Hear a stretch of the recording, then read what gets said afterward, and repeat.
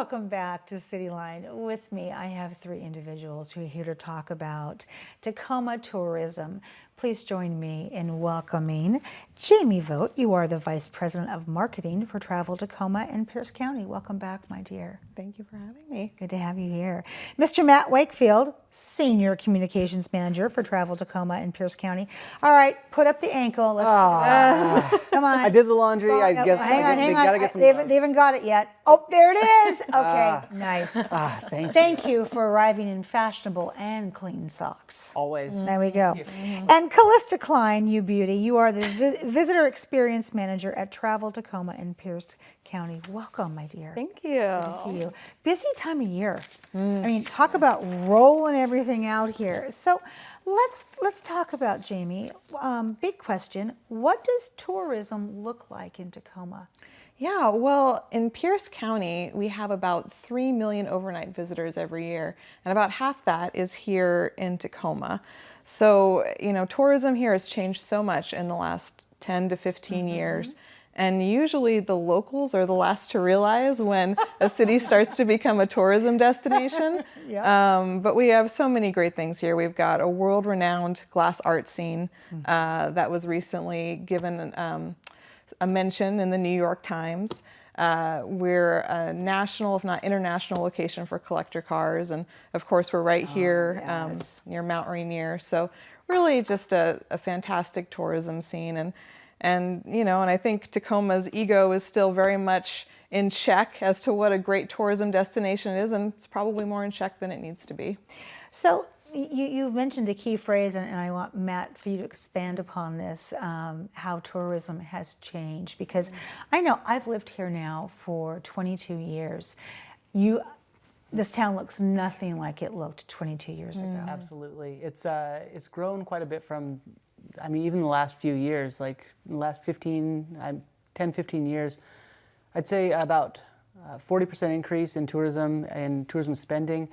And the people who are coming, they're doing something totally different now. They have Point Ruston, where turns out there's a lot of visitors congregate. It's become, the art scene that Jaime mentioned, there's a lot of places around Tacoma that visitors are going to they wouldn't have had an option to go to 15 years ago. So not just the numbers, not just those 3 million visitors, not just the $1.2 billion they're spending here, but it's growing just so fast. Like I said, 40% over the last 5 or 6 years, and a lot of that's because of the U.S. Open. In 2015, when we hosted the U.S. Open, it kind of slingshotted us into the spotlight internationally. So, and all those journalists who are here to cover the U.S. Open, it wasn't just, they weren't just covering this as a golf destination. They covered us, our art scene, our collector car scene. They were actually putting us in the spotlight as a destination, not just a destination for golf. Yeah, absolutely. Yeah. Well said, my dear. So you mentioned, Jaime, that sometimes the people who live here are the last ones to know that, you know, our city actually is a wonderful place for tourism. So why should then Tacoma citizens, I mean, care about this? I mean, Matt gave us a great picture here of all the benefits, but sometimes tourism can be a burden.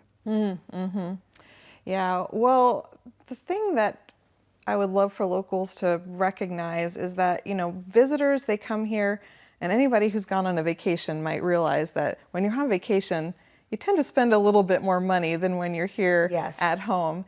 And visitors are really essential to giving locals the quality of life that they want. They're the ones that go in and spend money at that local independent store and restaurant. They're really supporting those businesses that we want to enjoy.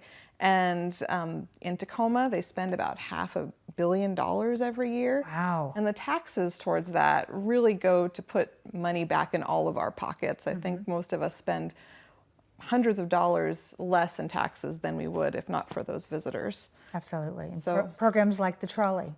Absolutely. There we go. Absolutely. Yeah, Yep. it all comes back around again, doesn't it? So in your opinion, and Calista, I want you to kind of weigh in on this as well. Matt, what's going on in Tacoma that could attract more visitors for us? Yeah, so right now, we're talking a lot about the Tacoma Art Museum's expansion of the Benaroya wing there. That's going to slingshot us into the international, one of the most important cities internationally for glass art.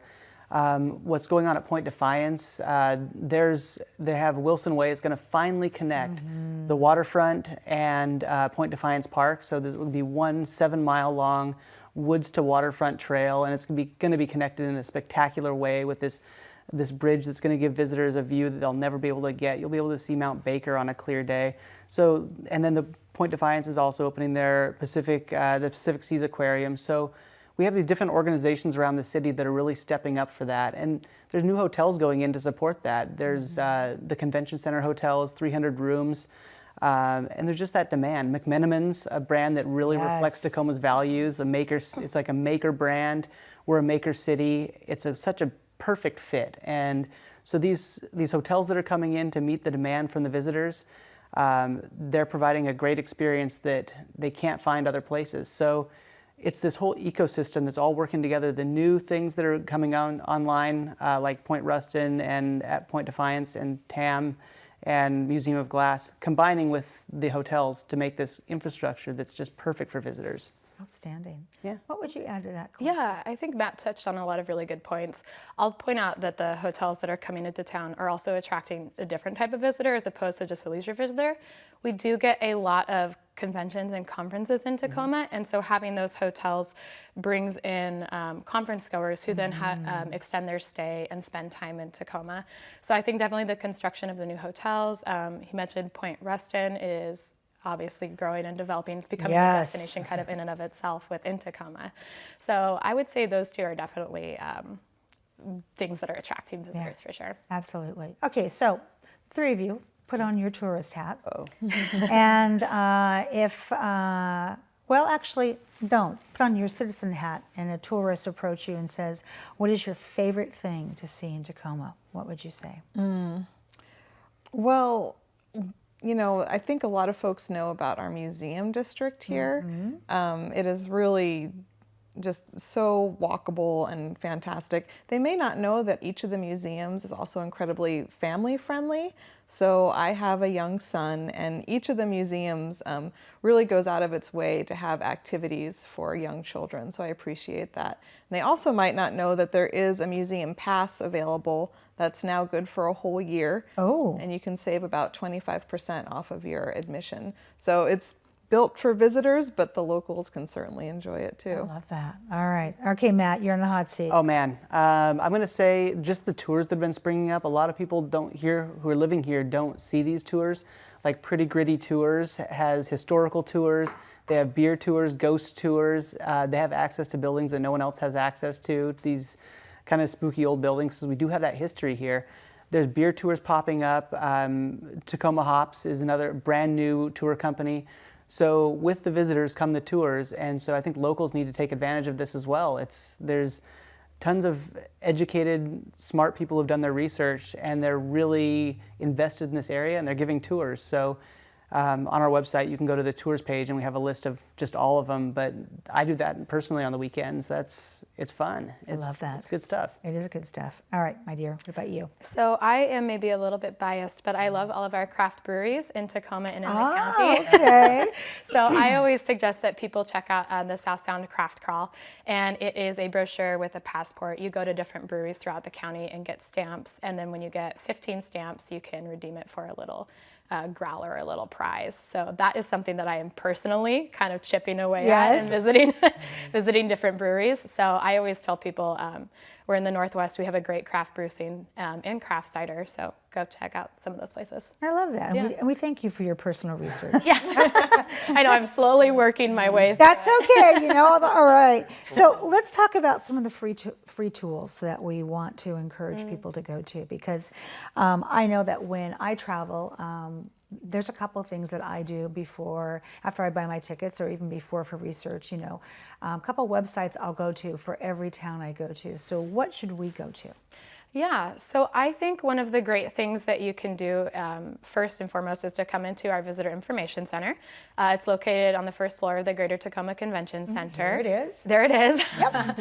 So it's run by myself and a volunteer staff. And I think the great thing about going into an information center is that you get a personal recommendation from the staff, the volunteer staff who works there. So they can really give you their honest opinion on what to do and the things to see. We also have brochures featuring local attractions and things to do. I would also suggest checking out our website, traveltacoma.com. We have a whole page of things to do. We have suggested itineraries, so if you're kind of unsure on what to check out, we have some suggestions for you. It goes anywhere from 1 day to 3 days, so you can kind of pick and choose depending on how much time you have. We also have a blog that we update regularly. Yeah, so I think we have all taken turns writing for the blog. I love that. Yeah, so we're always updating it, putting new content on there so you can see kind of what's up and coming in the area. And then our visitor guide is, we put it out every year. It's an annual publication. There it is.